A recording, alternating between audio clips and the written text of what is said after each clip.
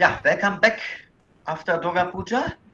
Um, it's my pleasure to announce today's talk by Anu Palda, a PhD student at our department. He will talk about the idyllic approach of number theory. Yeah, thank you very much, sir. শুভ বিজয় সবাইকে and a very good evening. As you can see the title of the talk, Adelic Approach of Number Theory. In this talk, we will see what adels and edels are and how their topological properties can be used to prove certain uh, theorems of number theory. To be specific, in this talk, we will see proofs of Dirichlet unit theorem and finiteness of ideal class group.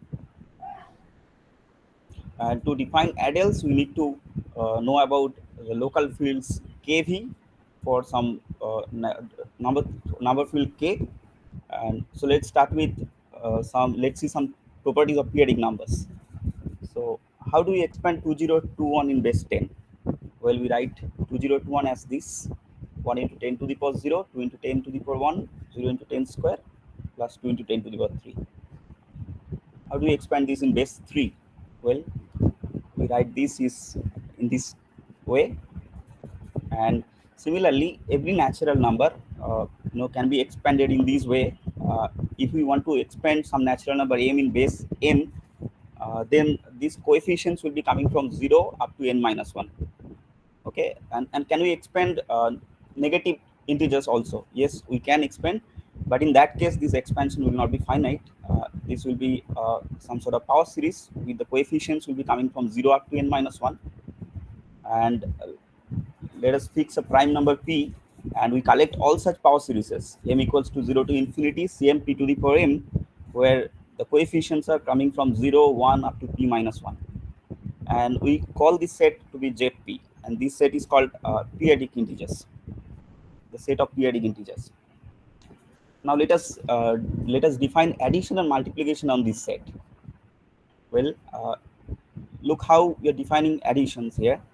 uh, let's say I have given x to be m equals to 0 to infinity m p to the power m, y m equals to 0 to infinity bm p to the power m. We want to add them.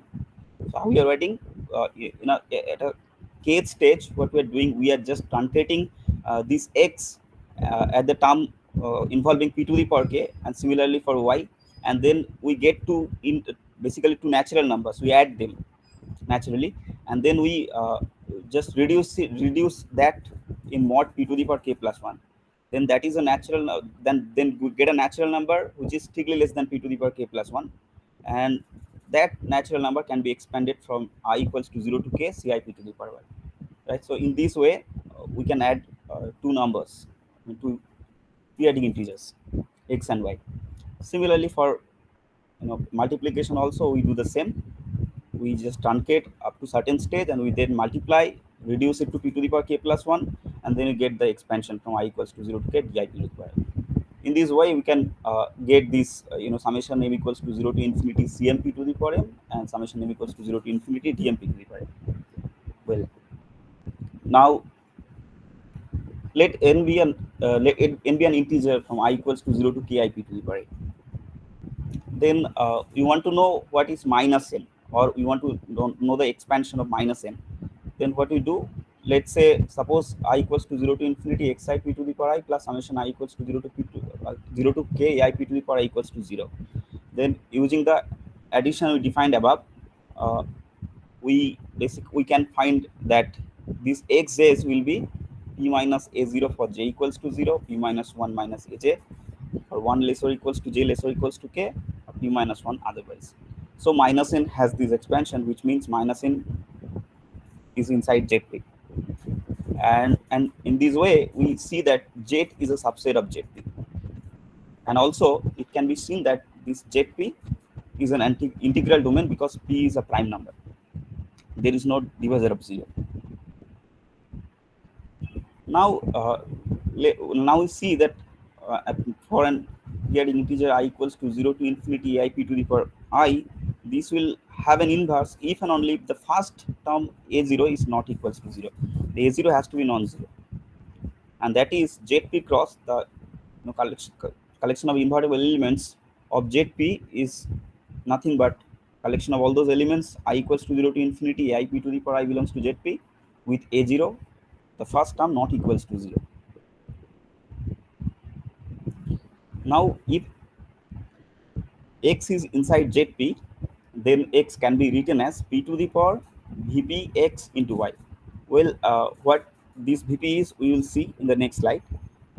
As of now, this vpx is a integer, or this is a natural number or 0, and so we say that every periodic integers can be written as p to the power n into y, where n is integer or n is a natural number of 0 for some y in Zp cross. Thus, the elements of this, so the elements of the field of fraction of Zp are of the form p to the power n into y for some y in Zp cross, and n is an integer. So here, this n was natural number or 0. Here, n is integer. So negative, positive, both possible.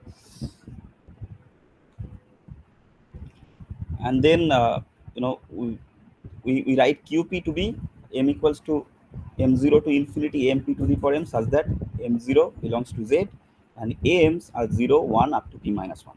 So this qp is the field of fraction of z, and this is called the periodic numbers, set of periodic numbers. Now we define the function vp from qp to z by vp of this element I equals to 0 to infinity I p to the power I to be infinity if this is 0, otherwise this is minimum of I such that ai equals to 0, ai not equals to 0.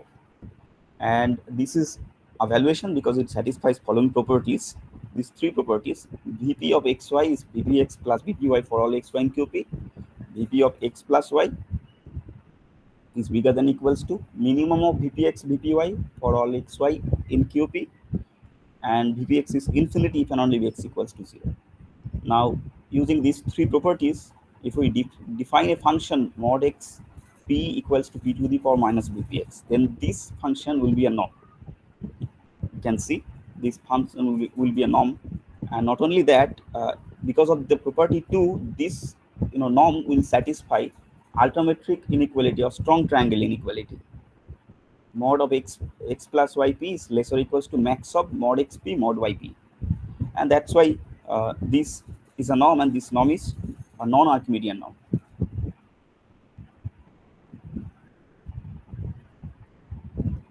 Now let us see some topological properties of the metric and topology induced by this norm on QP. So first of all, Zp is a closed ball and it is compact. So how do you see that? So we can see that from the definition of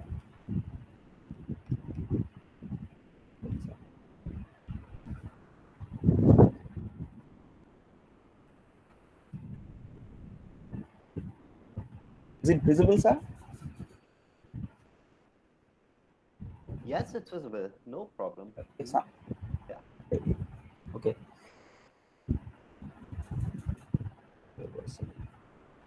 Yeah. So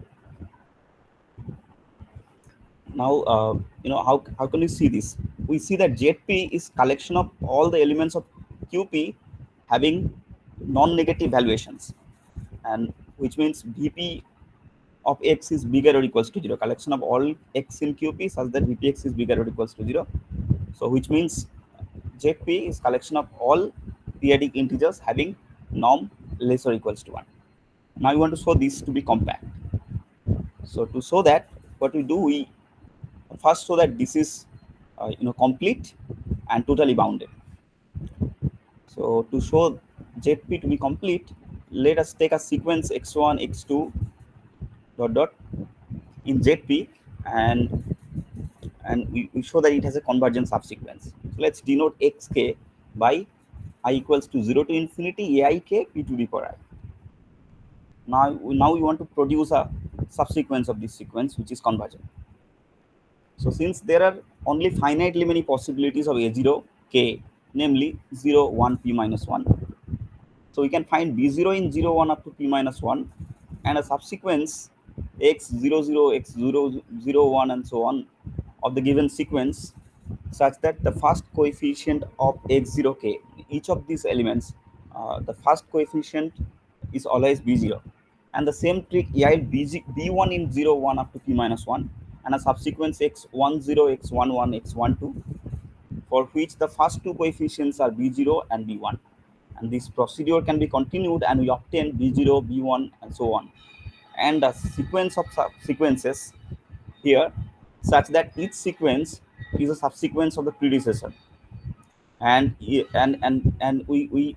consider the diagonal sequence, and this is a subsequence of the original sequence, and this subsequence is convergent to summation I equals to 0 to infinity pi p to the power I. So we get a subsequence of the given sequence which is convergent, so which means Zp is complete. Now we want to show this to be totally bounded. So let epsilon be given, and let's say n be a natural number such that p to the power minus n is less than epsilon.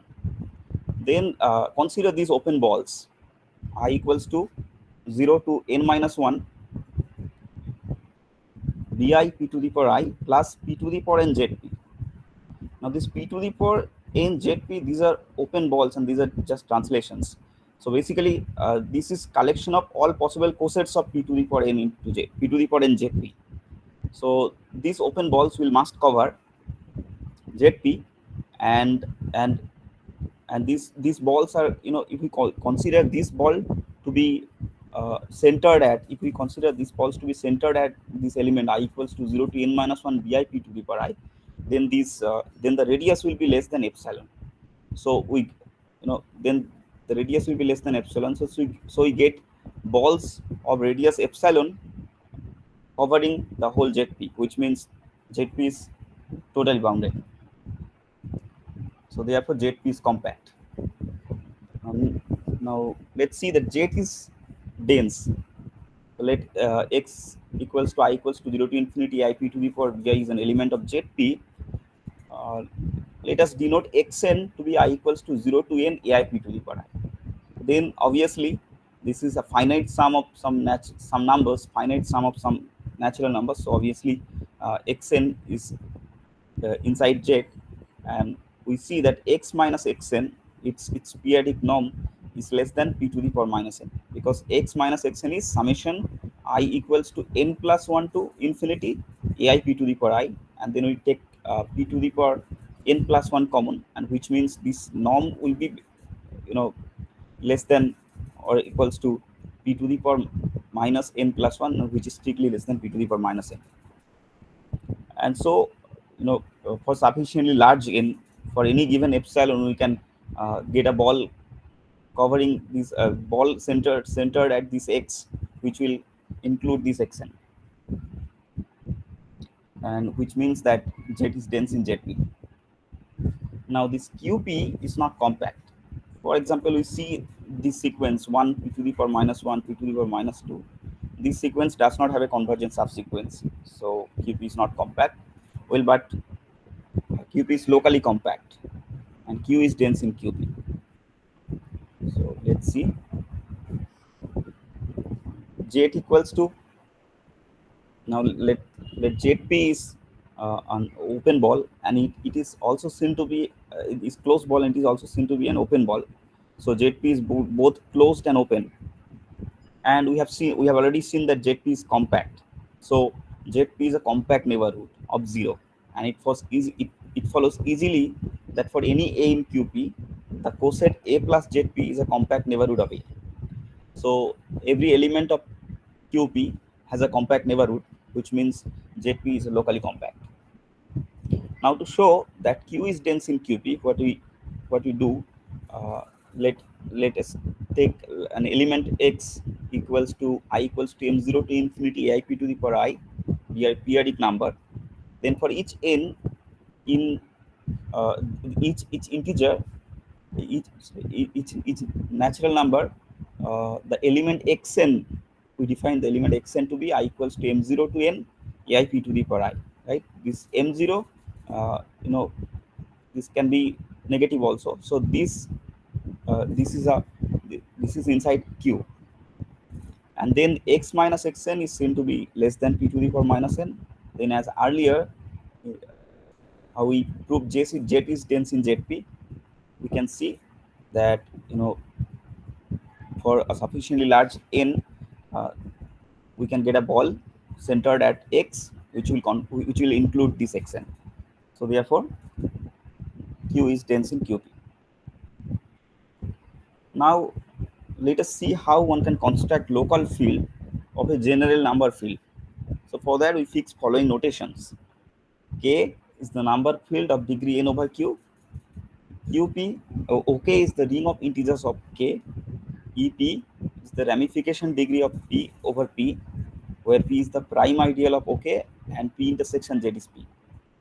Which means if P is a prime ideal, then P OK can be factored in fractional ideals, and then the power of P will be EP there. And AP is the inertial degree of P over P, which means this is the degree of extension of the field OK by P over Z by PZ. Now OP is the localization of the ring OK with respect to multiplicative set S equals to OK minus P. And POP is the unique maximal ideal of the local ring OP. And NP, this is a norm of the prime ideal P, and it is equal to P to the power FP. Now, since OP is a local Dedekind domain, every element of this OP can be written as U into pi to the power m for some U in OP star, and pi is pi is the generator of the unique maximal ideal POP. And since K is its field of fraction, every element of K also can be written in this way, U into pi to the power m for some unique integer m. And this pi, the generator of this POP, is called uniformizing element of OP. Now we define a valuation Vp from K to Z union infinity by Vp0 is infinity, and Vp of U pi to the power m to be m, which is easily seen to satisfy usual properties of discrete valuation. That is, it is and also we see that Vp of K equals to Z, which means this is discrete. And note that OP is collection of all the numbers of all the elements of K having non-negative valuations.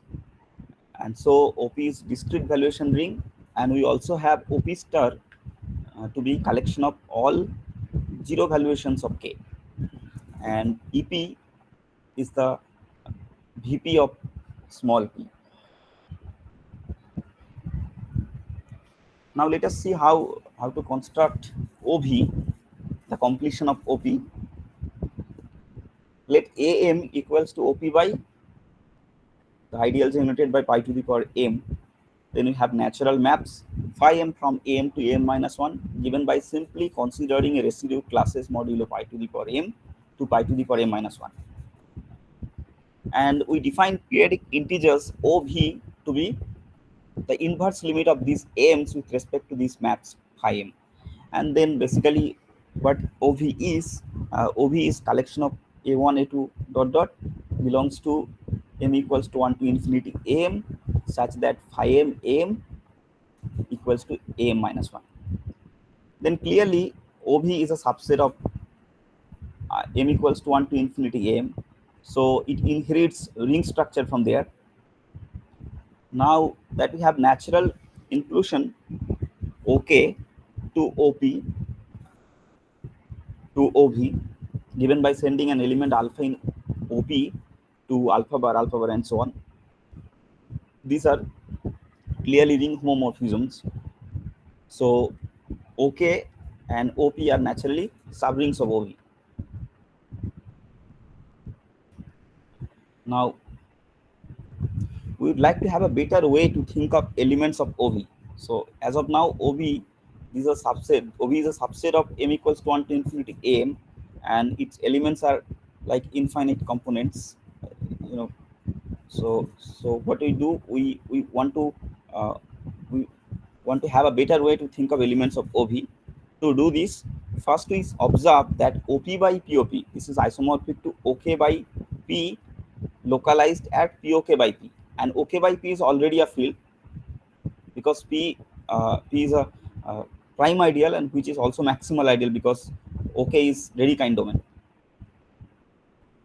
And therefore this is isomorphic to OK by P localized at 0, which is isomorphic to OK by P, and therefore number of element in OK by POP is equal to number of element in OK by P, and which is equals to P to the power AP. Now let's fix representatives C0, C1 up to C P to the power M minus 1 in OP of the residue classes in the finite field OP by POP. Now it can be shown that now the elements of OV are basically some sort of power series m equals to 0 to infinity Cim pi to the power m, where the coefficients are coming from the fixed representatives. Now we define Vp from OV to Z union infinity by Vp0 is infinity, and Vp of m equals to 0 to infinity Cim pi to the power m equals to k, where Cik is the first non-zero coefficient. Now it can be seen that this is a discrete valuation and it coincides with the valuation defined on OP earlier. So OV is a discrete valuation rig, and the unique maximal ideal PV of OV is generated by any element of valuation 1. For example, our original uniformizer pi, and thus PV equals to POV. And further, it is clear that OV by POV is isomorphic to OP by POP, which was isomorphic to OK by P. And we see that OV star is collection of all zero valuation elements of OV. Now, since every element, and this OV is also a discrete valuation ring, and so every element of this OV also has the form U pi to the power n for some U in OV star, right? So you can talk about the field of fraction of OV, that is KV, and elements of KV are of this form: m equals to m0 to infinity Cim into pi to the power n for some integer m0. And then we can further extend our definition of Vp to Kv as follows: Vp0 is infinity Vp of this element m equals to 0 to infinity Cim pi to the power m is k, where Cik is the first non-zero coefficient. Well, now we will give a topological description of Kv in terms of valuation Vp, and observe that the valuation V induces a norm V on K by norm alpha V equals to P to the power minus F into V alpha, where F is the inertial degree of E over P. So we are basically normalizing this norm by F. It is indeed necessary. We will see because of this we will get beautiful formula called product formula. And otherwise, if we instead of minus P to the power minus F V alpha, we can also take P to the power minus of V alpha, which will also be a norm, but we need this F. We need to normalize this definition because we want to get some beautiful formula there. Now, in fact, it follows immediately from the axioms of the discrete valuation that norm V satisfies strong triangle inequality. So norm V is a non-Archimedean norm. Now one can show that Kv is completion of K under the topology induced by this norm. And note that we can use the discrete valuation on our field Kv to define a metric on it. Now using that metric, we will see what open and closed balls are. Let us describe basic open sets Bxr to be equals to y belongs to Kv, such that norm of x minus y is less than r, and this can be seen to be a ball B of x r minus epsilon bar, where this epsilon is small enough. So existency of such an epsilon is guaranteed by the fact that our metric takes a discrete set of values, namely p to the power minus fn. So these values are actually taken by this norm. So that's why this is a discrete set of values So we can consider this epsilon. Now, using this definition of ball, we get p b, a ball centered at 0 of radius p to the power minus fs to be some elements m equals to m0 to infinity cim pi to the power m, such that cim equals to 0 for all m less than equals to s. And in this way we see that ov, this is equals to b 0 p to the power f, and pv is b01, and ov star is the ring of collection of, this is the collection of invertible elements of ov, and which are basically ov minus pv, because ov is a local ring and pv is the unique maximal ideal. So collection of units will be ov minus pv. Well, we are now ready to give the fundamental topological description on kv. kv is locally compact complete topological field with compact open and closed subsets ov and ov star. First of all, we see that ov is b0 p to the power n, which means this is open, and from here we have seen that every open ball is also closed, so we can say ov is close to. Now ov star is ov minus pv. So pv, if we consider pv to be open, then and ov to be closed, then ov minus pv means ov intersection pv complement, which means ov star is intersection of two closed set. So from there we can say ov star is closed. And similarly, if we consider ov to be open and pv to be closed, then ov intersection pv star, so intersection of two open set, which means ov star is open. So ov and ov star both are open, closed both. Now we recall that ov was a subset of m equals to 1 to infinity am, and each of am is finite, so they are basically compact. Then by the Tikhonov theorem, this product m equals to 1 to infinity m is compact. Thus ov is compact, being a closed subset of this compact set. So we get ov to be compact, right? And therefore and ov is compact and open, which means this is a compact neighborhood of 0 in kv. Then by translation, we can show that every element of kv has a compact neighborhood, which implies that kv is a locally compact. And since this is a locally compact, this is complete also. Now we have seen that each prime p gives rise to a valuation vp on k, and thus an absolute value there on k. And we also have Archimedean absolute values arising from embeddings of k in C. Precisely, if sigma is an embedding, we have an absolute value norm sigma to be defined as follows: norm of alpha sigma equals to mod of sigma alpha, where this mod is the usual absolute value on C.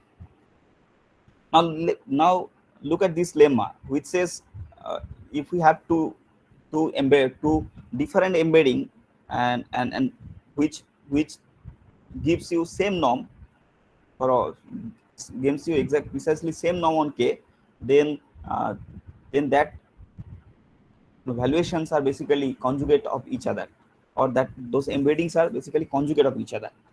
So it can be seen that, so keeping this in mind, it can be seen that if k has r1 real embedding, r2 pair of complex conjugate embedding, then we have r1 plus 2r2 equals to m, but we get only r1 plus r2 distinct absolute values, because each of these these pairs, each of these pair will produce only one norm. So that is why we get r1 plus r2 distinct absolute values. Now we define canonical set mk of k to be set of all of these absolute values. One non-Archimedean absolute value for each prime p, one Archimedean absolute value for each real embedding, and one Archimedean absolute value for each pair of complex conjugate embedding. And we denote S infinity to be subset of mk of Archimedean valuations. Now it can be seen that if V is a real embedding, then the completion kV will be R. If V is complex embedding, then this completion will be C. Completion of the number field K will be C, where V is common. And now thinking of each C as R square, we have that I equals to 1 to R1 plus R2 kV. This is I equals to 1 to R1 R cross I equals to R1 to R1 plus R2 R square, and this is R1 plus 2 R2, which means R to the power n.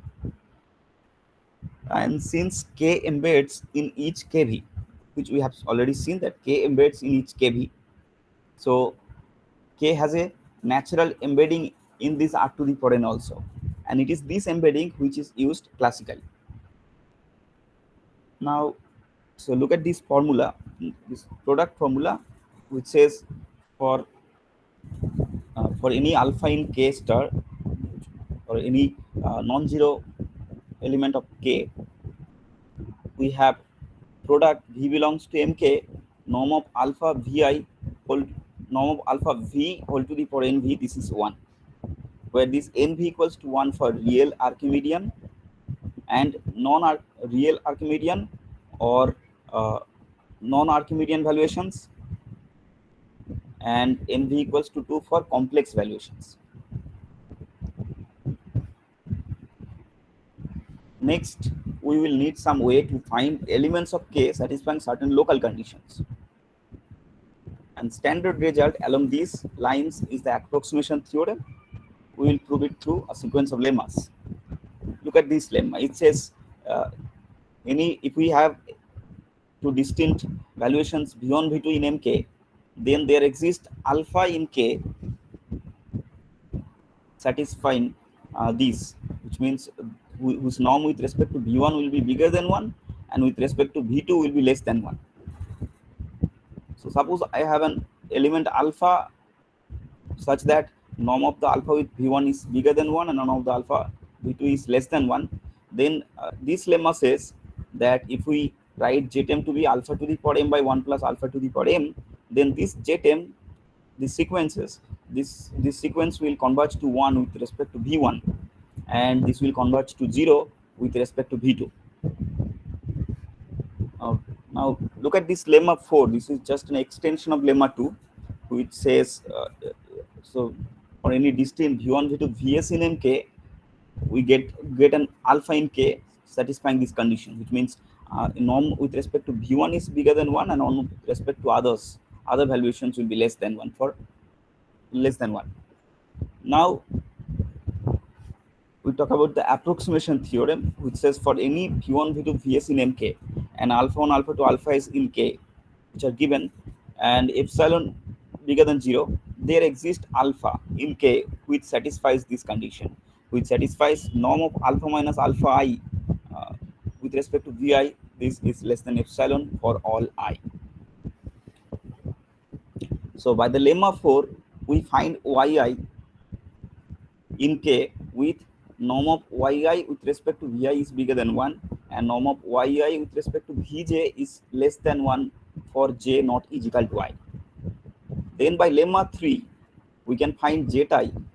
Then by lemma 3, we can find Zi in K with Zi arbitrarily close to 1 with respect to Vi and arbitrarily close to 0 with respect to Vj for j not equals to I. And then consider the element alpha equals to Z1 alpha 1 plus Z2 alpha 2 dot plus Zs alpha s, and this element will satisfy the condition of the theorem, which means let's say alpha minus alpha I means, let's say alpha minus alpha 1 means Z1 alpha 1 into Z1 minus 1 and the other terms, then using these properties we can show that this is converging to 0, or which means this is less than epsilon. This can be made to less than epsilon, and because Zi are arbitrarily close to 1 with respect to Vi and arbitrarily close to 0 with respect to Vj. Well, now let's see how what addels are in analogy with our embedding of k into r to the power n in the previous slides, we would like to embed k into product of its completions kv at all v in mk, not only Archimedean ones. So Archimedean and non-Archimedean both. So what we indeed, however, we need to restrict this product somewhat in order to respect the important property that any element alpha in k is a periodic integer for all but finitely many primes p of OK. So now we define ADLs as follows. So ADLs are basically, the subset V belongs to MKKV with having the property that AV belongs to OV for all but finitely many V in MK minus S infinity. And this A is said to be restricted direct product of KV with respect to OV, and rather than giving subspace topology, we give a restricted product topology to it. And a basis of this topology is, is given by this product V belongs to S UV cross product V does not belongs to OV, where S is a finite subset of MK containing S infinity, and UVs are open subset of KV. Right? So A is restricted direct product of KV with respect to OV, and a basis of this topology is given here. Now we show that this A is locally compact. So consider a basic open set AS. Product V belongs to S KV cross product V does not belongs to OV. Right? So UV, I'm taking UV to be KV because KV is also open in KV. Now these OVs are already seen to be compact. So this product, by the Tikhonov theorem, this is compact. And KVs are locally compact, which we have seen earlier. KVs are locally compact. So this is a finite, so AS is a finite product of locally compact sets, which means AS is locally compact. Now since AS is a basic open set, so if we get any, if we are given any element of A, then we must get some AS containing that. So which means that A is locally compact, because that AS will be a compact cover of that.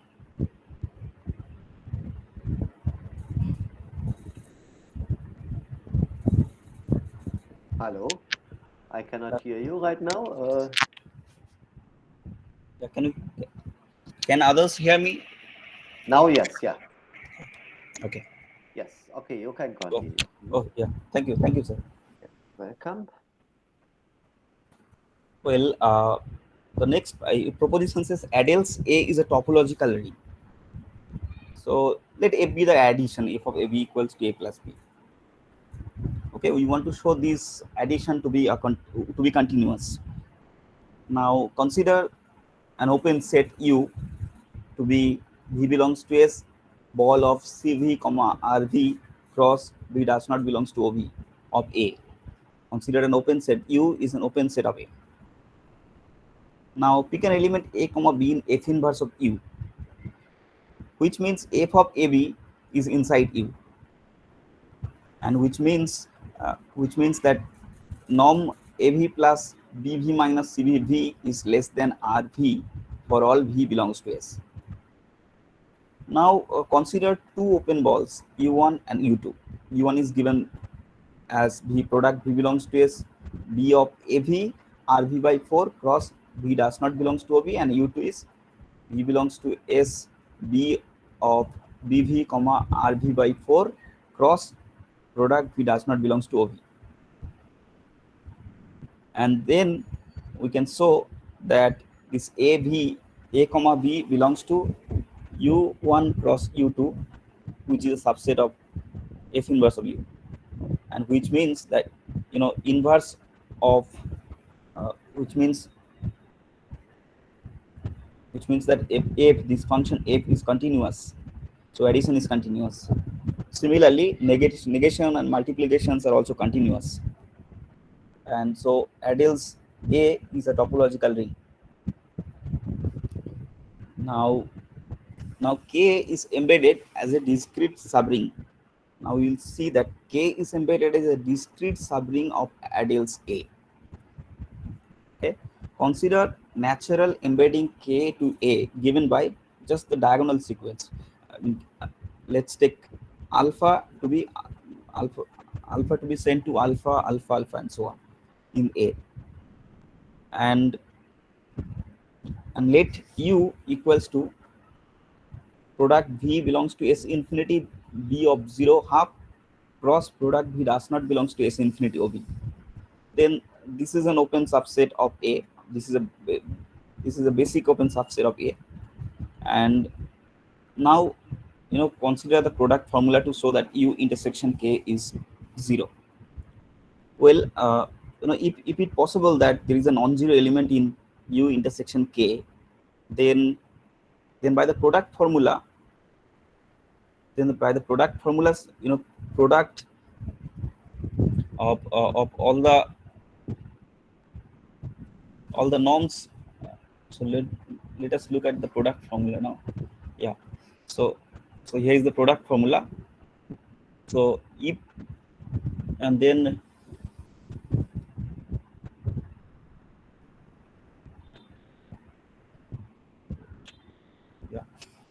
then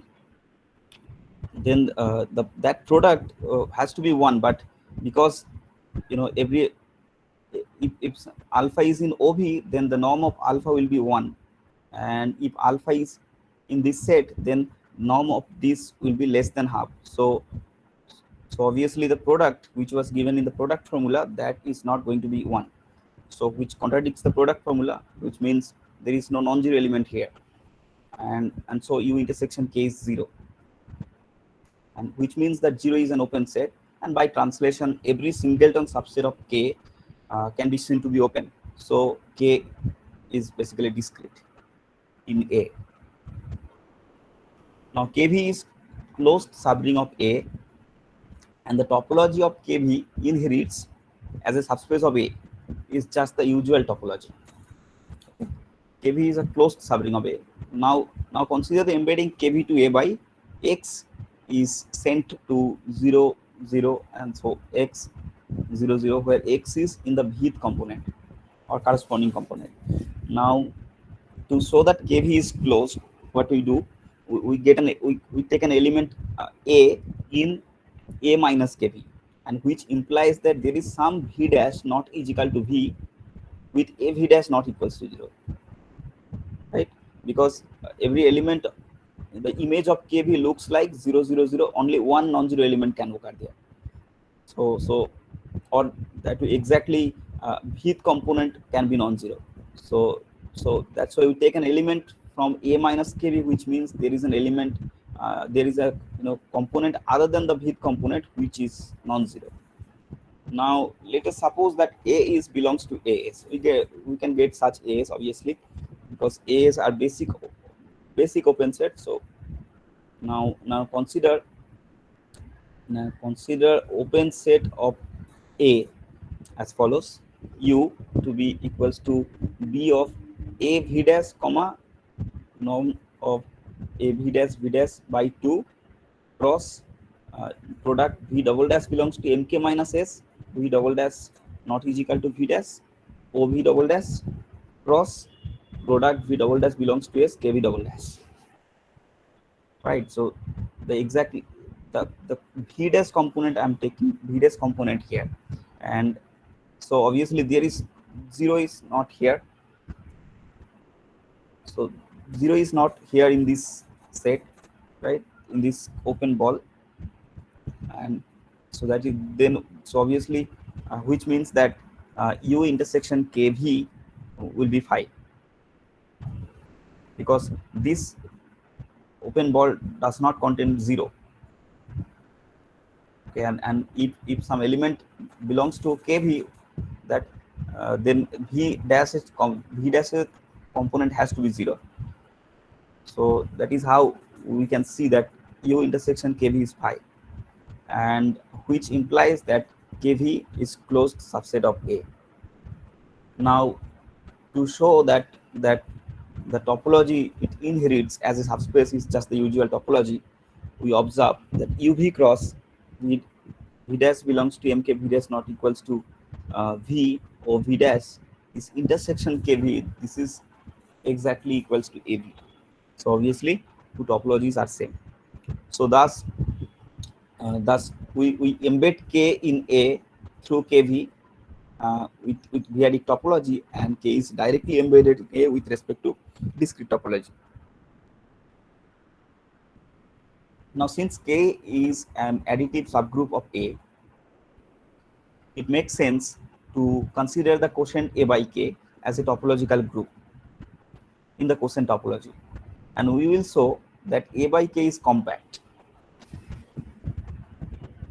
Well, for that we need a lemma here, which says that every ideal can be written as a sum of an element of K and an element in some basic open set, in the basic open set AS infinity. Well, that is K plus AS infinity equals to A. Now let us prove the group A by K is compact.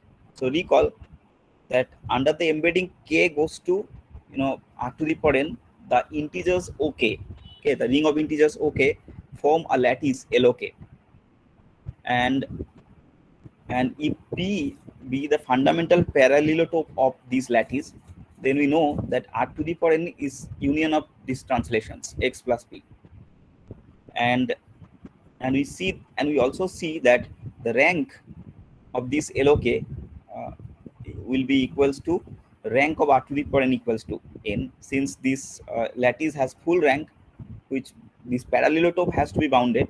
So P bar is compact because this P is a subset of R to the power n, so P bar is compact.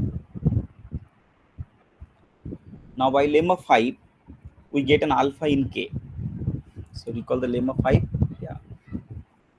So if A is given, we can get an element in K such that A minus alpha will be inside AS infinity. A minus alpha in AS infinity, and which is precisely product V does not belongs to S infinity OV cross R to the power n. Then we have beta belongs to OK. Because of this with this relation, we can get a beta in OK such that A minus alpha minus beta, this is inside product V does not belongs to S infinity OV cross P bar, and we call it P. And this Q is compact by the Tikhonov theorem, because OVs are compact, we know, and P bar is compact. Therefore, this product is compact by the Tikhonov theorem. And we observe that A minus alpha minus beta is in K. So that is every adel can be translated by some element of K to Q, or right. So which implies that A by K is basically equal to Q by Q intersection K, and Q is compact. So this quotient will be compact, and which means A by K is compact. Now clearly Adels A is not an integral domain, and we call its set of units as Edels J, and it is given as follows. J is collection of all AV in A such that AV, each of the components are inside KV star for all V, and AV belongs to OV star for all but finitely many V belongs to MK. Okay, so this is how we define Edels. Now we can show that inversion in A Adels is not continuous. The map fx is equal to 1 by x is not continuous on it, right? So to see that in particular for K, if we take K to be Q, then in that case we have this counter example. We can see that if we take xn to be 1 1 1 pn 1 dot 1, where pn is the nth prime number, then this sequence will converge to 1 1 1, but or the unit element in J, this will converge to 1 1 1, but Xn inverse does not converge in A. So the inversion fx is equal to 1 by x is not continuous in Adels. So which implies that under the subspace topology, J is not a topological group. So if we give subspace topology on G, then J will not be a group. So to remedy this, what we do, we will give J a different topology, which we can describe into different ways. First, we give the basis as follows: beta to be, product V belongs to S UV cross product V does not belongs to OV star, where S is finite subset containing S infinity, and UV is open subset of KB star. Always UV are open subset of KB star. And secondly, what we can do, we consider the product set A cross A with the product topology. Now consider the map phi from J to A cross A, given by phi A equals to A comma A inverse. It can be seen that this is a topological embedding. So we can give phi J the subspace topology, and this is how we give topology on J also. Now with both of these description of the topology on J in hand, it is now easy to prove following facts about its topology. First of all, JS, which is open set by definition, and this is closed also, and locally compact subset of J, and J is locally compact under the topology given above. J is topological group. K star is embedded along diagonal in J as a discrete subgroup, and KV star is embedded as a closed subgroup of J. Thus, we have K star is embedded in J through KV star for all V in MK, and K star is embedded in J with respect to discrete topology. Now, could you go back to the last slide? Just it takes a little bit to digest that. Just I want to read that. These are similar statements. It was for Adels. Yes. Yeah, for Adels it was topological ring, and these were only K, not K stars. Yeah. Yes. Okay. Yeah, exactly similar statements. Yes. Okay. Then. Okay. Yeah. Go ahead, please. Okay. Yeah. So the Edels possesses two important natural homomorphisms into other multiplicative groups. The first one is this one. I'll call it double norm.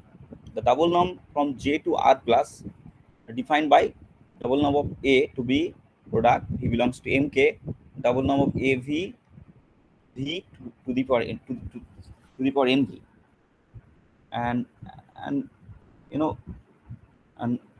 now let double norm of A is in B0 B1, and pick one Archimedean valuation V0, and we define UR to be product V belongs to S, V not equals to V0, B of AV comma 1 cross product V belongs to S OV star, and B of AV0 comma R, where S is the set of valuations at which A is not in OV star. Now for sufficiently small r, we can show that the image of this UR is inside B0 B1, and this shows that the double norm, this map is continuous. Now since singleton 1 is closed in R plus, the kernel of the above homomorphism, which is inverse of 1, is also closed in J, and we denote it by J0. So kernel of this double norm map is J0, and by product formula we can show that K star, we can directly see that K star is a subset of J2 equals 0, right? Because if we consider K star in J, which means we are considering an element like alpha alpha alpha alpha and so on, each of them are coming from K star, and then just by product formula we can see, then by this formula we can see, and using product formula we can see the value will be 1. So K star is a subset of J to the power 0. Now let's talk about the second map. This is a map from J to I. I is the invertible collection of invertible fractional ideals, and this is a group we know. And this map is sending A to product Vp belongs to Mk minus S infinity and P to the power Vp of Av. And this map is well defined because only finitely many of Vp Av are non-zero. Okay, and this is also surjective with the kernel Js infinity. Now, if alpha in K star, then the image of this alpha will be a principal ideal generated by alpha. So the image under this map of K star will be inside the subgroup of non-zero principal ideals, and this implies that we have a natural induced homomorphism from J by K star to I by P. J by K star to I by P. Now we call C equals to J by K star to be the ideal class group, and it contains the closed subgroup C to the power 0 equals to J to the power 0 by K star. But J to the power 0 was J to the power 0 was kernel of the first map. I'm sorry for interrupting. Just one question. I mean, we are already at about 1 hour. How much do you still have? I mean, Okay, let me see the page number. Okay. Yeah. This is 49. I think within 5 minutes, maybe. Yeah. Okay. Okay. But then you can finish. Can I go ahead? Yeah. Yeah. Okay. But it will be a lot of information. So in the last 5 minutes. Okay. So anyway, I'll skip much of information. Yeah. Okay. Okay. Then what basically we want to see that I by P, the ideal class group is isomorphic to some set C to the power 0 by Cs infinity to the power 0, and then we will show that this C to the power 0 is compact. Okay, and then Cs infinity to the power 0 is open subset of C to the power 0, which means this C to the power 0 by Cs infinity to the power 0, this will be discrete, and so this set is discrete and compact both, which means this is finite. So this is how one can prove I by P or ideal class group to be finite. And the next, okay, maybe I can skip this Dirichlet theorem. Yeah, I think that's fine. Yeah. You have finiteness of class group, and you wanted to prove the Dirichlet unit theorem ideally, but I think that's okay. Yeah. That's more than enough information. Yeah. Okay. Thank you very much for your patience. Yeah. Yeah, thank you very much for a nice introduction into p-adic valuations and ideals and ideals. Are there any questions?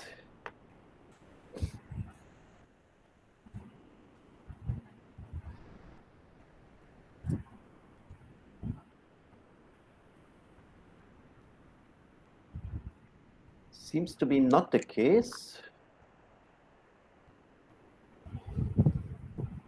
Yeah, so if you have interest in this direction,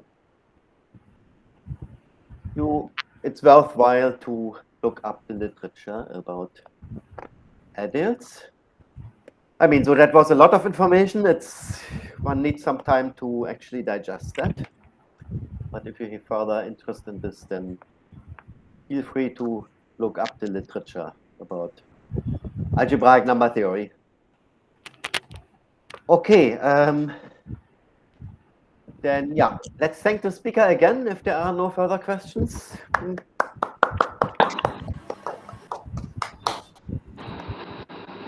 Yeah, so we have, I think in the next 2 weeks, we have no talk scheduled yet. There will be another talk in November, 11th November. Anish Ghosh from TIFR will talk. We will see if we still schedule some talks in the next 2 weeks, but it may be that we have a break, which is not a problem because at least for our MSc students, the midterm exams are approaching, so you will need time to prepare for that. I will keep you informed. Then have a nice weekend and see you at the latest on 11th November again. Bye-bye. Bye-bye, sir. Bye. Bye-bye all. Bye, sir.